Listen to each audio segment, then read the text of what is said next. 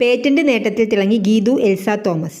ഭൂചലന പ്രതിരോധം മെച്ചപ്പെടുത്തുവാനും വ്യാവസായിക മേഖലകളിൽ കെട്ടിട നിർമ്മാണത്തിന് ഉപയോഗിക്കാനും കഴിയുന്ന നിർമ്മാണ വസ്തു വികസിപ്പിച്ചതിന് കോഴിക്കോട് NITയിലെ സിവിൽ എഞ്ചിനീയറിംഗ് വിഭാഗത്തിന് പേറ്റന്റ് ലഭിച്ചു.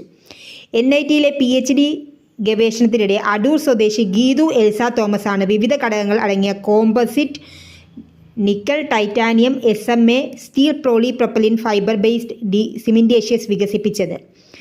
പരിസ്ഥിതി സൗഹൃദ പദാർത്ഥങ്ങൾ ഉപയോഗിച്ചാണ് നൂതന സാങ്കേതിക വിദ്യയിലൂടെയാണ് കോമ്പോസിറ്റ് വികസിപ്പിച്ചത്.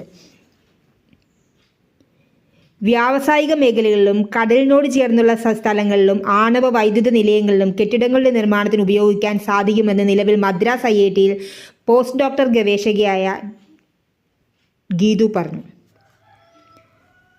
അപ്പോൾ ഭൂചലന പ്രതിരോധം മെച്ചപ്പെടുത്താനും വ്യാവസായിക മേഖലകളിലെ കെട്ടിട നിർമ്മാണത്തിന് ഉപയോഗിക്കുന്നതാണ് കോമ്പോസിറ്റ്.